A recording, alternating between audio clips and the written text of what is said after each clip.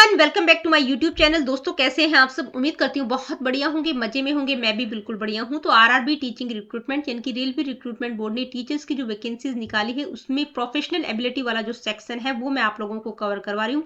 ये जो क्लासेज है टीजीटी और पीजीटी वाले बच्चों के लिए और पीआरटी वाले बच्चों के लिए अलग से सेशन मैंने स्टार्ट किया हुआ है, अलग से क्लासेज, अलग से सीरीज मैंने स्टार्ट की हुई है। ठीक है, तो पीआरटी वाले बच्चों के लिए अलग से प्लेलिस्ट मिल जाएगी और टीजीटी पीजीटी वाले बच्चों के लिए अलग से प्लेलिस्ट मिल जाएगी। प्रोफेशनल एबिलिटी वाले सेक्शन की मैं बात करेंगे।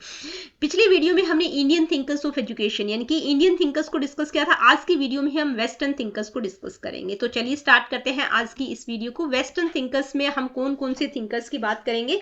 Comenius, John Dewey, Rousseau, Paulo Freire, Friedrich Froebel और पेस्टोलॉजी और मारिया मोंटेंसरी। ठीक है, ये रहेंगे और इसके बाद में इन थिंकर से रिलेटेड कुछ इंपॉर्टेंट एमसीक्यूज को भी डिस्कस करें। तो सबसे पहले बात करते हैं कॉम्बिनियस। ठीक है, कॉम्बिनियस की अगर हम बात करें तो भाई ये पहले व्यक्ति थे, पहले एजुकेटर थे जिन्होंने साइंटिफिक स्पिरिट की बात की है। ठीक है, साइंटिफिक स्पिरिट की बात कौन करते हैं, उस पर रिफ्लेक्शन डाला है, कॉम्बिनियस करते हैं। इन्होंने जो टीचिंग मेथड थे, उस टाइम के जो टीचिंग मेथड थे उनको इन्होंने क्रिटिसाइज किया है कि भाई ये जो पढ़ाया जा रहा है बच्चों को, जिस तरीके से पढ़ाया जा रहा है वो बिल्कुल सही नहीं है। इसलिए उन्होंने स्कूल्स को क्या नाम दिया? The terror of boys. ठीक है, तो पूछा जा सकता है द टेरर ऑफ बॉयज या स्लोचर हाउसेस ऑफ माइंड, यानी कि यहाँ पर सिर्फ और सिर्फ जहां पर बच्चे 10-12 साल स्पेंड कर रहे हैं वहां पर सिर्फ और सिर्फ उनके माइंड की बलि चढ़ाई जा रही है। ठीक है, इसलिए इन्होंने स्कूल को स्लोचर हाउस और टेरर ऑफ बॉयज का नाम दिया है।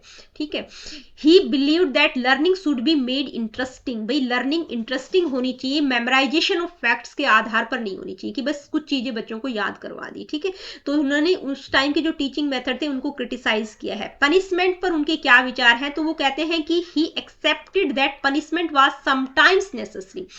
उन्होंने कहा है कि पनिशमेंट नहीं दिया जाना चाहिए लेकिन कभी कभी जब नेसेसरी हो तो पनिशमेंट दिया जाना चाहिए। ठीक है, समटाइम उन्होंने एक्सेप्ट किया है, बाकी पनिशमेंट को वो मना करते हैं कि बच्चों को पनिशमेंट नहीं दिया जाना चाहिए। उनका मानना क्या है? ही believed punishment should not be linked with school works. भाई जो पनिशमेंट है उसको स्कूल वर्क के साथ एसोसिएट नहीं किया जाना चाहिए। क्या कहते हैं? If the teacher skill can't make any impression his blows with have no effect. भाई टीचर की जो स्किल्स हैं, जो टीचर पढ़ा रही है, अगर उसकी जो स्किल्स है बच्चों पर कोई इंप्रेशन नहीं डाल सकती तो पनिशमेंट तो क्या ही डालेगा, उसका तो क्या ही फर्क पड़ेगा। ठीक है, तो पनिशमेंट के लिए वो मना करते हैं लेकिन कभी कभी नेसेसरी हो तो दिया जाना चाहिए। एजुकेशनल कॉन्ट्रीब्यूशन उनका क्या रहा है, तो उन्होंने बहुत सारी टेक्स्ट बुक्स लिखी हैं बच्चों के लिए। ठीक है, he wrote many books on education including, अब उनकी एक बहुत इंपॉर्टेंट बुक है द ग्रेट डाइडेक्टिक।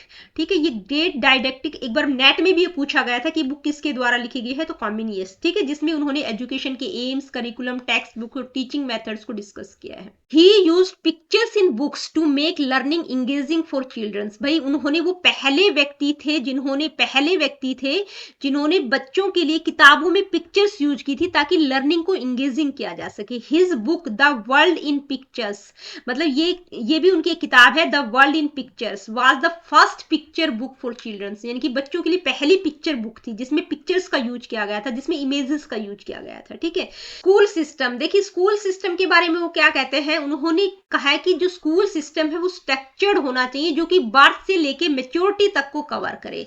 तो उन्होंने बच्चे की जो ग्रोथ है उसकी 4 स्टेजेस बताई है। कौन कौन सी? इन्फेंसी, चाइल्डहुड, बॉयहुड और यूथ। ठीक है, इन्फेंसी मतलब 6 ईयर तक, जहां पर वो कहते हैं कि बच्चा अपनी मदर के थ्रू सबसे ज्यादा सीखता है। ठीक है, मदर की केयर को बहुत महत्ता दी गई है। Senses like site, hearing, smell and touch should be develop, जहां पर बच्चे की सेंसेस डेवलप होती हैं। चाइल्डहुड 6 to 12 ईयर्स और बॉयहुड 12 to 18 ईयर्स और यूथ 18 to 24 ईयर्स। ठीक है, तो ये 4 स्टेजेस बताई गई हैं कि स्कूल का जो सिस्टम है वो इस तरह से स्ट्रक्चर्ड होना चाहिए जो बर्थ से लेके मैच्योरिटी तक को कवर करे। तो उसके लिए उन्होंने बच्चे की ग्रोथ के लिए 4 स्टेजेस बताई हैं। लर्निंग मेथड्स की अगर हम बात करें तो कहते हैं कि learning should be through senses and practical experiences, not just memorisation. मतलब जो लर्निंग है वो कैसी होनी चाहिए? प्रैक्टिकल एक्सपीरियंसेस पर बेस्ड होनी चाहिए, सेंसेस के थ्रू बच्चे सीखें। मेमोराइजेशन पर उन्होंने फोकस नहीं किया है कि भाई बच्चों ने कुछ याद कर लिया वो ही लर्निंग है, वो नहीं। सेंसेस और प्रैक्टिकल एक्सपीरियंस की बात करते हैं। ही believed in balance of spiritual and secular knowledge, यानी कि सेक्युलर नॉलेज और स्पिरिचुअल नॉलेज के बैलेंस पर वो फोकस करते हैं। ठीक है, इसके बाद बात करेंगे जॉन ड्यूई की। तो देखिए, जॉन ड्यूई का नाम आते ही आपके दिमाग में सोशल एफिशिएंसी, सोसाइटी से रिलेटेड चीजें, pragmatism, miniature society, tripolar process of education, ठीक है, ये सारी चीजें ध्यान में आ जानी चाहिए। प्रैग्मेटिज्म की याद आपको याद आनी चाहिए। ठीक है, तो जॉन ड्यूई की अगर हम बात करें तो वो कैसे थे, प्रैग्मेटिस्ट फिलोसफर थे। ठीक है, प्रयोजनवादी थे, who saw the school as a miniature society, यानी कि स्कूल को उन्होंने मिनिएचर सोसाइटी कहा है। बहुत बार एग्जाम में पूछा जाता है स्कूल को मिनिएचर सोसाइटी किसने कहा है। ये जो मेन चीजें हैं, इतना ही आप ध्यान में रख लेंगे तो क्वेश्चंस आपके हो जाएंगे। किसने कहा है, जॉन ड्यूई ने। ठीक है, he rejected traditional strict discipline and emphasise learning by doing. Learning by doing की बात कौन करते हैं, जॉन ड्यूई करते हैं। He compared teaching to trade, teaching is to learning as selling is to buying. भाई उन्होंने टीचिंग और लर्निंग को सेलिंग और बाइंग से कंपेयर किया है कि भाई जैसे सेलिंग और बाइंग की बात करें कि जब आप किसी चीज को बेचना चाहते हैं तो सामने कोई खरीदने वाला होना चाहिए। ठीक है, अगर कोई खरीदने वाला नहीं होगा तो आप बेच ही नहीं पाएंगे। तो इसी तरह से टीचिंग और लर्निंग के बारे में उन्होंने कहा है कि आपकी टीचिंग तभी सक्सेस होगी जब सामने पढ़ने वाला होगा, सामने लर्नर होगा, तभी आपकी टीचिंग विजिबल होगी। ठीक है, तो टीचिंग और लर्निंग का कंपेयर उन्होंने सेलिंग और बाइंग से किया। तो कई बार क्या होता है, ये लाइन एज इट इज पूछ ली जाती है कि किसके द्वारा कही गई है, तो ये जॉन ड्यूई ने बोला है। लेकिन अगर पूछा जाए कि स्टेटमेंट सही है या गलत, तो अकॉर्डिंग टू पैडागोजी अगर हम बात करें तो ये स्टेटमेंट बिल्कुल गलत है, क्योंकि टीचिंग और लर्निंग कोई ऑब्जेक्ट नहीं है। एम्स ऑफ एजुकेशन यानी कि शिक्षा के उद्देश्य के बारे में अगर हम बात करें तो कुछ पर्टिकुलर एम्स उनके द्वारा नहीं दिए गए हैं, लेकिन जो उनकी टीचिंग्स है, उनकी बुक्स है, उसके आधार पर अगर हम कंपेयर करते हैं तो हम कह सकते हैं कि भाई वो वैल्यूज क्रिएट करने की बात करते हैं, मैक्सिमम ग्रोथ की बात करते हैं, social efficiency, make the child and experimentalist, learning by doing की बात करते हैं, प्रिपेयर फॉर लाइफ यानी कि जीवन के लिए तैयार करना बच्चे को, उस तरह की कुछ एम्स हम कह सकते हैं। ठीक है, स्टेजेज ऑफ एजुकेशन, शिक्षा के कितने चरण उनके द्वारा बताए गए हैं, तो 3 चरण उन्होंने बताए हैं, 3 स्टेजेस की वो बात करते हैं। प्ले पीरियड जो कि 4 से 8 साल को उन्होंने खेल अवधि कहा है। पीरियड ऑफ स्पॉन्टेनियस अटेंशन 8 से 12 साल को मानते हैं। Period of reflective attention 12 years plus मानते हैं। ठीक है, चिंतनशील अध्ययन की जो अवधि है, तो 3 स्टेजेज उन्होंने बताई हैं, play period, period of spontaneous attention और period of reflective attention.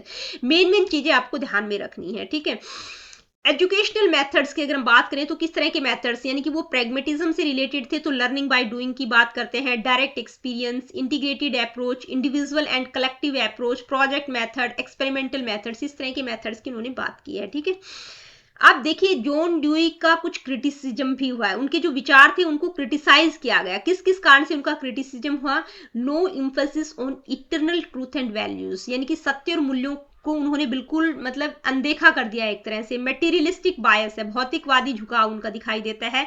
Lack of clear educational, मतलब एजुकेशनल एम्स उनके क्लियर नहीं है, उनकी थ्योरीज, उनकी जो भी बुक्स थी उसके आधार पर हम मतलब कंपेयर कर सकते हैं कि ये उनके एजुकेशनल एम्स है। कुछ क्लियर एजुकेशनल एम्स उन्होंने नहीं बताए हैं। Over emphasis on individual differences, भाई इंडिविजुअल डिफरेंसेस पर कुछ ज्यादा ही उनका मतलब जोर रहा है कि इंडिविजुअल डिफरेंसेस पर फोकस किया जाना चाहिए। Limitation of learning by doing, भाई हर चीज करके सीखना बहुत मुश्किल होता है, तो कार्य द्वारा अधिगम की भी सीमाएं होती हैं कि हर चीज को करके नहीं सीखा जाता है।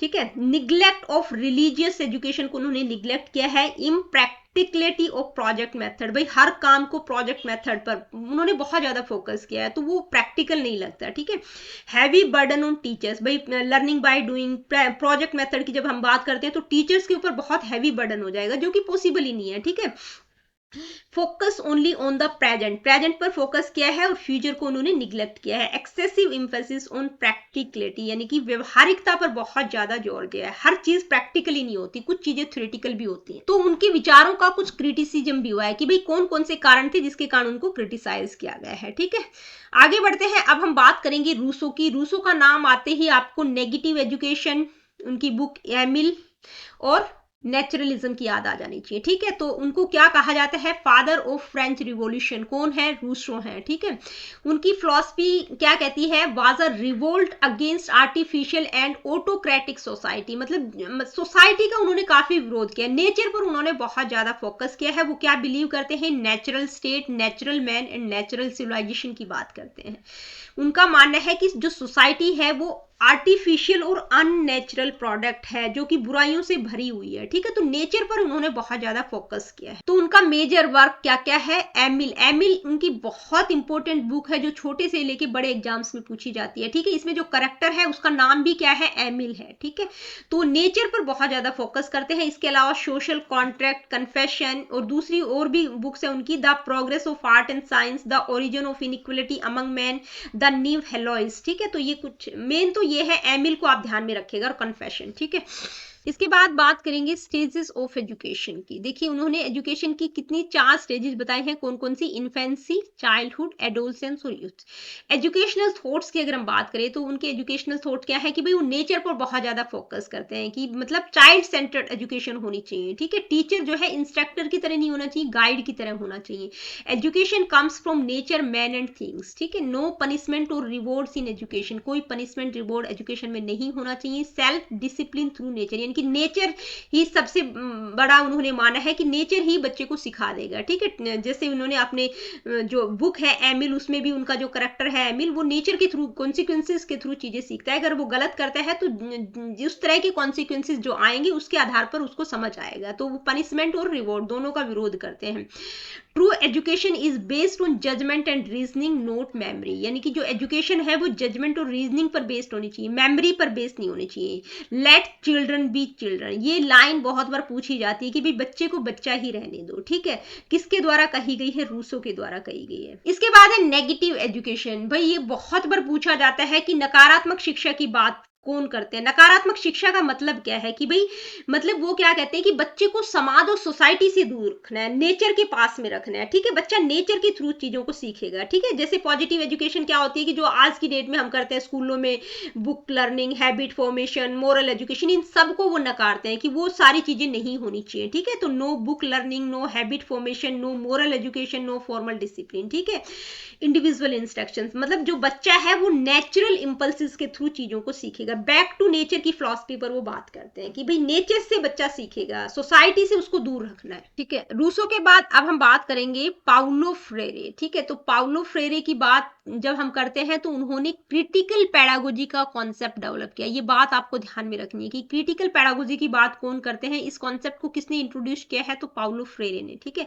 किससे इन्फ्लुएंस थे? प्लेटो और कार्ल मार्क्स से इन्फ्लुएंस थे। किस पर फोकस किया है? Education for social change and liberation, मतलब एजुकेशन ऐसी होनी चाहिए जिसके द्वारा सोशल, समाज में परिवर्तन हो जो मोक्ष की तरफ ले जाए, ठीक है। क्रिटिसिज्म ऑफ ट्रेडिशनल एजुकेशन, देखिए उन्होंने ट्रेडिशनल एजुकेशन को क्रिटिसाइज किया है, उसको वो बैंकिंग मॉडल की तरह मानते हैं। बैंकिंग मॉडल ऑफ एजुकेशन उन्होंने कहा है कि कई बार पूछा जा सकता है कि बैंकिंग मॉडल ऑफ एजुकेशन, मतलब जो ट्रेडिशनल एजुकेशन सिस्टम है उसको बैंकिंग मॉडल ऑफ एजुकेशन किसने कहा है? तो पाउलो फ्रेरे ने कहा है। वो कहते हैं कि भाई जैसे बैंकिंग मॉडल ऑफ एजुकेशन क्यों कहा है कि जैसे बैंक में पैसों का ट्रांजेक्शन होता है, तो इसी तरह से जो स्टूडेंट्स है वो पैसिव और इम्प्टी है, और टीचर क्या है? एक्टिव और नॉलेजेबल है। तो टीचर के थ्रू बच्चों में नॉलेज का ट्रांसफर होता है, ठीक है। तो उसको उन्होंने क्रिटिसाइज किया है कि भाई बच्चे क्या है? पैसिव और इम्प्टी है। तो वो क्या कहते हैं कि जो टीचिंग है, यानी कि क्रिटिकल पेडागोजी की बात करते हैं कि जो टीचिंग है वो प्रॉब्लम पोजिंग एजुकेशन होनी चाहिए, समस्या आधारित होनी चाहिए। टीचर क्या करे? बच्चों के सामने प्रॉब्लम प्रेजेंट करे, बच्चे उसके सॉल्यूशंस को फाइंड करने की कोशिश करें, और उसके बाद अगर वो नहीं कर पाए तो दोनों मिलकर जो भी चेंजेस, इंप्लीमेंटेशन जो हो सकता है वो ढूंढने की कोशिश करें, उसका सॉल्यूशन ढूंढने की कोशिश करें। इसके बाद है कॉन्सेप्ट ऑफ कॉन्शियंटाइजेशन। कॉन्शियंटाइजेशन का मतलब है चेतना जागरूकता, ठीक है, जो अवेकन करे, ठीक है। चेतना जागरूकता की बात कौन करते हैं? पाउलो फ्रेरे करते हैं। वो कहते हैं कि एजुकेशन ऐसी होनी चाहिए जो शोषित वर्ग है उनको जागरूक करे, ठीक है, अवेकन करे, ताकि वो फुली ह्यूमन बन सके। लर्निंग में वो क्या कहते हैं कि क्या क्या इन्वॉल्व होना चाहिए? एनालिसिस, डिस्कशन और action to change the situation, मतलब बच्चा एनालाइज करे, डिस्कस करे, मतलब डिस्कशन, डिबेट्स हो, और जो भी सिचुएशन है उसको कार्यों के द्वारा, परिस्थितियों के द्वारा उसमें चेंजेस किया जा सके, ठीक है। तो लर्निंग में क्या क्या मानते हैं? एनालिसिस, डिस्कशन और एक्शन। तो मेन यहाँ पर क्या याद रखना है? क्रिटिकल पेडागोजी का कॉन्सेप्ट आपको ध्यान में रखना है, और एक बैंकिंग मॉडल ऑफ एजुकेशन, ठीक है, कि भाई उन्होंने जो है जो ट्रेडिशनल एजुकेशन सिस्टम था उसको बैंकिंग मॉडल कहा है। इसके बाद बात करेंगे फ्रेडरिक फ्रॉबेल, ठीक है। फ्रेडरिक फ्रॉबेल का नाम आते ही आपको किंडरगार्टन किंडरगार्टन याद आ जाना चाहिए, ठीक है। इनको क्या कहा गया है, फादर ऑफ किंडरगार्टन एजुकेशन, यानी कि किंडरगार्टन एजुकेशन के फादर कौन है, फ्रॉबेल है। किस पर फोकस करते हैं, self activity as the first law of education, self activity को ही ये फर्स्ट लॉ मानते हैं एजुकेशन का। Believe that children learn best through play and activities, ठीक है, इसलिए प्ले वे मेथड किसके द्वारा दिया गया है, फ्रॉबेल के द्वारा। बच्चा किसके थ्रू ज्यादा अच्छे से सीखता है, प्ले और एक्टिविटीज के थ्रू बच्चा सबसे बेहतर तरीके से सीखता है। Opened the first kindergarten in 1837 Blankenburg Germany, यानी कि पहला किंडरगार्टन इन्होंने 1837 में जर्मनी के ब्लैकेनबर्ग जगह पर ओपन किया था। किंडरगार्टन क्या है, किंडरगार्टन एक जर्मन वर्ड है जिसका मतलब है चिल्ड्रंस गार्डन, यानी कि बच्चे को उन्होंने एक प्लांट से कंपेयर किया, टेंडर प्लांट की तरह माना है, ठीक है। अब इनकी फिलॉसफी ऑफ एजुकेशन, इनका शिक्षा दर्शन क्या कहता है, क्या क्या सिमिलरिटीज देखते हैं चाइल्ड और प्लांट में, ये कहते हैं स्कूल को इन्होंने गार्डन से कंपेयर किया है, टीचर को गार्डनर से और स्टूडेंट को टेंडर प्लांट से, ठीक है।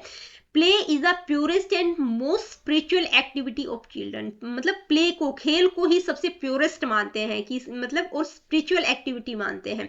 एजुकेशन कैसी होनी चाहिए, जो जॉय, फ्रीडम, कंटेनमेंट, पीस और हार्मनी को लेकर आए, यानी कि बच्चा जिसके थ्रू चीजों को एंजॉय करे, फ्रीडम हो, संतोष उसको मिले, पीस मिले उसको, हार्मोनी मिले, ठीक है। एलिमेंट्स की बात करते हैं, मतलब इनकी जो पूरी पद्धति है वो किंडरगार्टन के अराउंड चारों तरफ घूमती है। तो किंडरगार्टन एजुकेशन में ये कौन कौन से एलिमेंट्स की बात करते हैं, तीन एलिमेंट्स की बात करते हैं, play material, singing and play songs और एजुकेशनल गेम्स की बात करते हैं, ठीक है।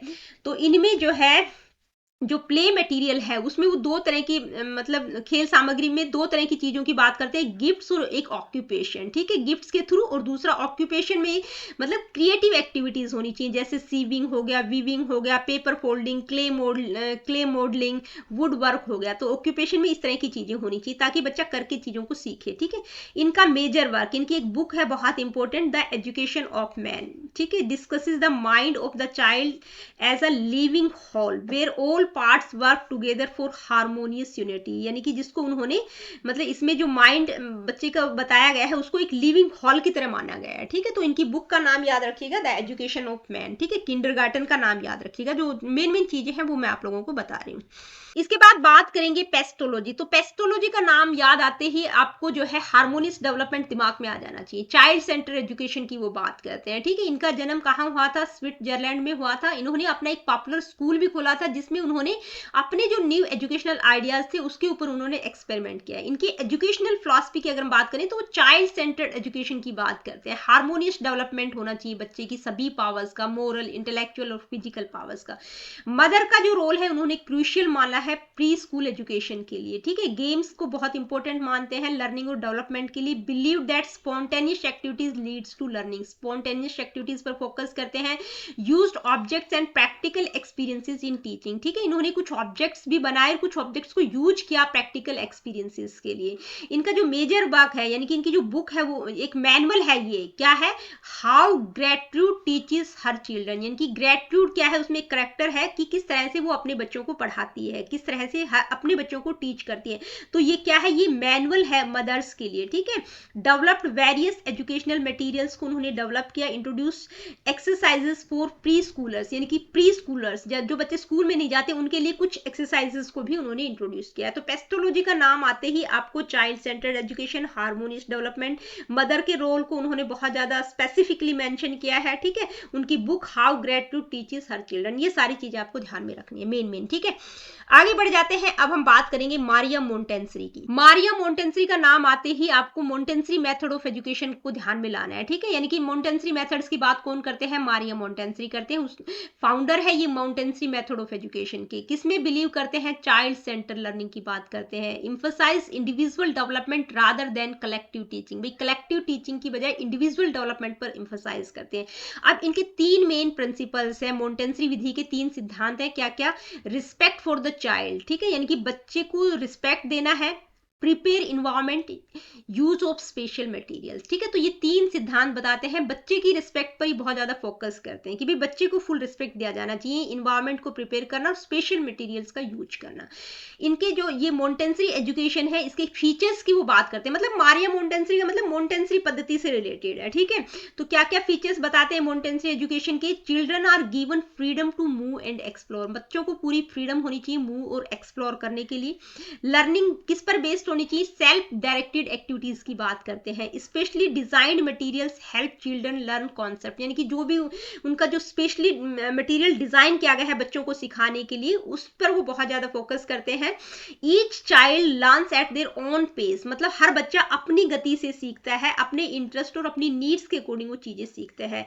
Senses are the gateways to knowledge, senses को ही ये क्या मानते हैं? Gateway to knowledge. सेंसेस पर बहुत ज्यादा फोकस किया है इन्होंने कि सेंसेस के थ्रू बच्चा चीजें सीखता है। तो जहां पर सेंसेस की बात आ जाए, मोंटेसरी मेथड्स की बात आ जाए, तो वहां पर हम मारिया मोंटेसरी की बात हो रही है। ठीक है, इंपॉर्टेंस ऑफ अर्ली चाइल्डहुड, यानी कि जो प्रारंभिक बचपन होता है, अर्ली चाइल्डहुड को इन्होंने बहुत इंपॉर्टेंस दिया है कि उन्होंने कहा है कि जो फर्स्ट 6 ईयर्स होते हैं बहुत क्रूशियल होते हैं बच्चे की लर्निंग और डेवलपमेंट के लिए।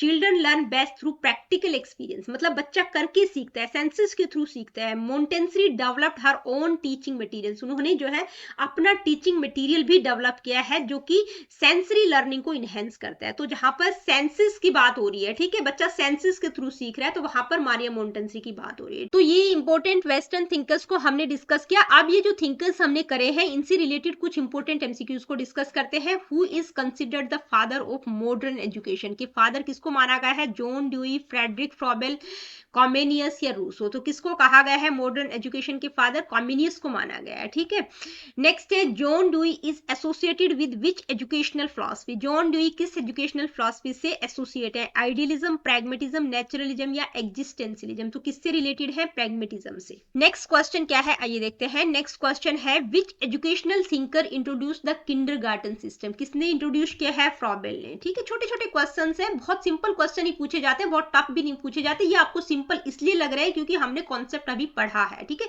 चीजें अभी पढ़ी हैं। The Montessori method is based on, किस पर बेस्ड है Montessori method? Rote memorisation, individualised learning and self exploration, group learning and standardised test, teacher centred instruction. तो किस पर बेस्ड है? Individualised learning and self exploration. ठीक है, यानी कि बच्चा खुद करके सीखे चीजों को।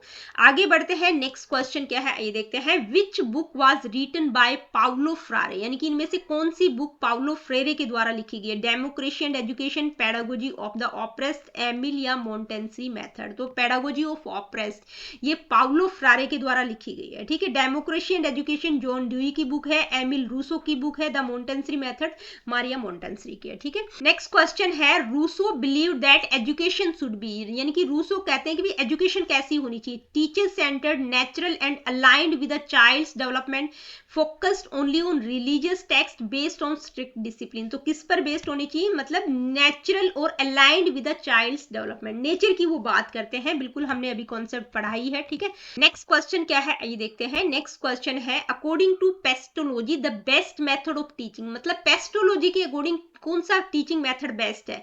Memorisation, learning through senses and experiences, corporal punishment या स्टैंडर्डाइज्ड टेस्टिंग। तो हमें देखते ही पता चल रहा है किसकी बात करते हैं, learning through senses and experiences. Next question है Comenius introduced which revolutionary idea in education, यानी कि कॉमेनियस ने कौन सा रिवोल्यूशनरी आइडिया एजुकेशन में इंट्रोड्यूस किया है?